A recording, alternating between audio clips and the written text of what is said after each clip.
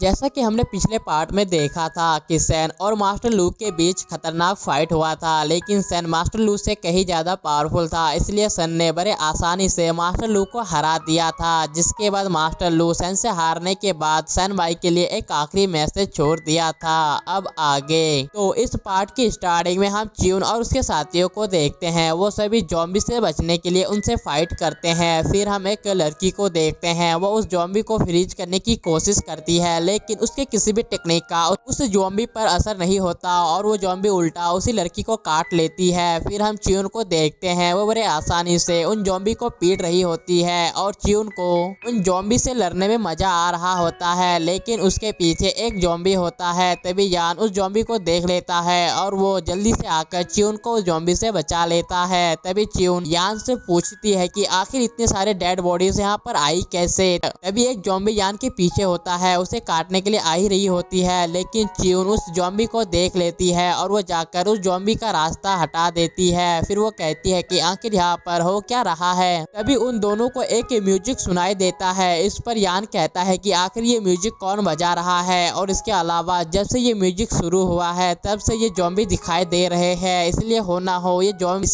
हो इस म्यूजिक में कोई गड़बड़ी है। तभी च्यून को याद आता है कि सैन ने उसे एक चीज दिया था जो कि उसे किसी भी खतरे से बचा सकता है। फिर वो ये बात यान को भी बताती है कि हम इस खतरे से बच सकते हैं। ये बात सुनकर यान खुश हो जाता है और वो च्यून से कहता है कि जल्दी से तुम उस चीज को बाहर निकालो। जिसके बाद च्यून जल्दी से उस चीज को बाहर निकाल लेता है। वो चीज कुछ और नहीं बल्कि एक बॉक्स होता है। ये देखकर यान को गुस्सा आ जाता है और वो च्यून से कहता है कि आखिर ये बॉक्स हमें कैसे बचा सकता है। तभी च्यून देखती है कि उनके पास अब ज़ॉम्बी आने लगे हैं, इसलिए च्यून जल्दी से यान के पास जाकर उसके कपड़ों को पकड़ लेती है। फिर वो यान से कहती है कि अभी इन सब बातों का समय नहीं है, चलो पहले इस चीज को ट्राई करते हैं। जिसके बाद च्यून उस बॉक्स को हिला देती है। तभी उस बॉक्स में से रेनकोट मैन बाहर आता है और वो च्यून से कहता है कि बहुत समय हो गया, हम फिर से मिल गए। अब रेनकोट मैन को देखकर च्यून बहुत हैरान हो जाती है। तभी रेनकोट मैन एक ही बार में सभी ज़ॉम्बीज को मार डालता है। अब च्यून रेनकोट मैन को देखकर सोचने पर जाती है कि आखिर सैन ने उसे बचाने के लिए रेनकोट मैन को क्यों भेजा है। अब च्यून के बातों को सुनकर यान को पता चल जाता है कि ये डेविल रेनकोट मैन है। तभी च्यून यान को समझाते हुए कहती है कि वो अभी जिंदा नहीं है, उसे तो मेरे मास्टर ने बहुत समय पहले ही मार डाला था। लेकिन यान और बाकी लोग उसके किसी भी बात पर यकीन नहीं करते, उन्हें यकीन ही नहीं होता।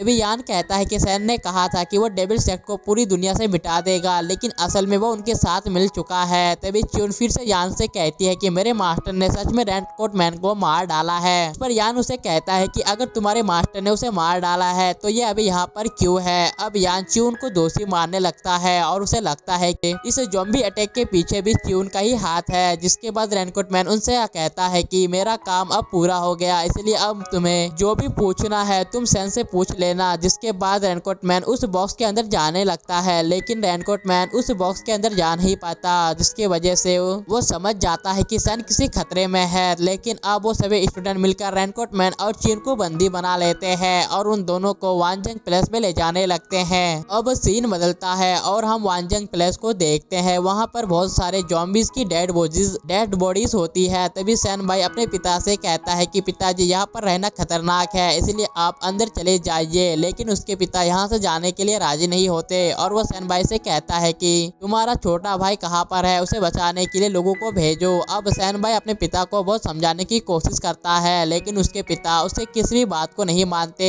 और वो सैन से कहता है कि मैं खुद ही चला जाऊंगा मेरे बेटे को बचाने के लिए। जिसके बाद वो वहाँ से जाने लगते हैं, लेकिन तभी सैन भाई अपने टेक्निक से अपने पिता को एक जगह फ्रीज कर देता है। अब सैन के पिता को कुछ भी समझ में नहीं आता, इसलिए वो उससे पूछता है कि आखिर ये तुम क्या कर रहे हो। इस पर सैन भाई अपने पिता से कहता है कि मैं चाहता हूँ कि आप यहाँ रहकर देखो कि इस सेक्ट का नेता बनने के कौन लायक है। तभी वहाँ पर एक ओल्ड मैन आ जाता है जो कि अपने बांसुरी से म्यूजिक बजा रहा था। उस ओल्ड मैन का नाम फू जितैंग होता है। उसे देखकर मास्टर यूकोस हैरान हो जाते हैं। तभी सैन भाई कहता है कि मैंने इसके रिसर्च के लिए इसे बहुत कुछ दिया है, इसलिए मैं उसके लिए वफादार हूँ। इसके अलावा उसने मेरा मदद किया है ये सब कुछ करने में। जिसके बाद सैन भाई अपने पिता से कहता है कि पिताजी आप आराम कीजिए, मैं स्वॉर्ड मैनोर को संभाल लूंगा, आपको चिंता करने की कोई जरूरत नहीं है। जिसके बाद कुछ स्टूडेंट मास्टर यूकोस को लेकर वहाँ से चले जाते हैं। तभी सैन को आसमान में मास्टर लू द्वारा भेजा गया मैसेज दिखाई देता है। फिर वो कहता है कि पिताजी ये सब अब मैं अपने संप्रदाय के लिए कर रहा हूँ। जिसके बाद सैन भाई वहाँ से चला जाता है और इसी के साथ एपिसोड यहीं पर खत्म हो जाता है।